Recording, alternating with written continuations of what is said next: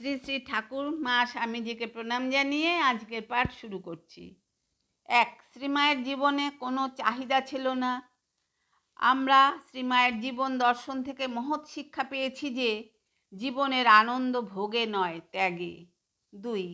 স্বামীজি বিশ্বাস করতেন বন্ধুহীন অজানা দেশ আমেরিকা, যেখানে তিনি শ্রী রামকৃষ্ণের বাণী বহন করে নিয়ে গিয়েছিলেন। শ্রীমার আশীর্বাদই তাকে বর্মের মতো রক্ষা করেছিল। 3. মা নিজেই বলে গেছেন, তোমরা কি মনে করো যদি ঠাকুর এ শরীরটা না রাখেন তাহলেও যাদের ভার নিয়েছি তাদের একজনও বাকি থাকতে আমার ছুটি আছে? তাদের সঙ্গে থাকতে হবে, তাদের ভালো মন্দের ভার যে নিতে হয়েছে। যাদের নিজের বলে নিয়েছি তাদের তো আর ফেলতে পারি না। 4. শ্রীমা বোসপাড়া লেনের বাড়িতে আছেন। এমন সময় হঠাৎ নরেন এসে বলেছে, গোলাপ মা, আমার বড় খিদে পেয়েছে। গোলাপ গোটা কতক মিছরির টুকরো নিয়ে নরেনের হাতে দিয়েছে। নরেন তো রেগেই খুন। তখন শ্রীমা থালায় করে খাবার পাঠিয়ে দিলেন।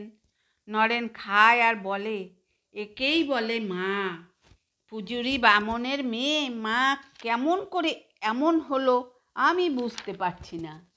5. জনৈক শিষ্য একবার তাকে জিজ্ঞাসা করেন, জীবনের উদ্দেশ্য কি? উত্তরে সহজভাবে শ্রীমা বলেন, ভগবান লাভ করা ও তার পাদপদ্মে সর্বদা মগ্ন হয়ে থাকা। 6. শ্রীমা ঠাকুরের আত্মারতি ও আত্মক্রীড়ার কথায় বলেছেন, কি মানুষই এসেছিলেন, কি সদানন্দ পুরুষই ছিলেন। হাসি, কথা, গল্প, কীর্তন 24 ঘন্টা লেগেই থাকতো। আমার জ্ঞানে তো আমি কখনো তার অশান্তি দেখিনি। 7. একবার স্বামীজি বেদান্ত বিচারের প্রাবল্যে শ্রীমাকে বলেছিলেন, মা, আমার আজকাল সব উড়ে যাচ্ছে, সব দেখছি উড়ে যায়। সে কথা শুনে শ্রীমা সহাস্যে স্বামীজিকে বলেছিলেন, দেখো দেখো, আমাকে কিন্তু উড়িয়ে দিও না। স্বামীজি উত্তর দিয়েছিলেন, মা, তোমাকে উড়িয়ে দিলে থাকি কোথায়? যে জ্ঞানে গুরু পাদপদ্ম উড়িয়ে দেয় সে তো অজ্ঞান। গুরু পাদপদ্ম উড়িয়ে দিলে জ্ঞান দাঁড়ায় কোথায়?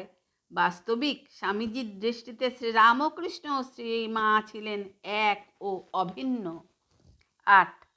একবার নিবেদিতা ভোগ রেঁধে ঠাকুরকে নিবেদন করে, তার প্রসাদ শ্রীমাকে খেতে দেন। শ্রীমা পরম আনন্দের সঙ্গে তা গ্রহণ করেন। এর ফলে গোড়া মেয়ে হলে চাঞ্চল্য পড়ে যায় এবং তারা শ্রীমায়ের কঠোর নিন্দা করেন। বিরক্ত ও ব্যস্ত হয়ে শ্রীমা বলেন, নিবেদিতা আমার মেয়ে, ঠাকুরকে ভোগ নিবেদন করার অধিকার তার আছে। তার দেওয়া প্রসাদ পরমানন্দে কোনো দ্বিধা না রেখে আমি নেব। যদি কারো তাতে আপত্তি থাকে সে নিজেকে নিয়েই থাকুক। 9. সকল সেবার মধ্যে শ্রেষ্ঠ সেবা জীবকে আধ্যাত্মিক জ্ঞান দান। শ্রী শ্রীমা দীর্ঘ প্রায় 34 বৎসর এই সেবাময় তপস্যায় নিজেকে তিলে তিলে উৎসর্গ করেছেন। 10. একদিন শ্রীমা সেবককে বলেছেন, দুঃখী মানুষের ব্যথা কত বড় হলে বুঝবি। তুই তো মানুষ, লোক দেখানো নয়, স্বার্থ কলঙ্কিত নয়, নীরবে স্নেহ সিদ্ধ সেবা। আজ এখানে শেষ করছি। আপনারা সবাই আমার নমস্কার জানবেন। ভালো থাকবেন, সুস্থ থাকবেন।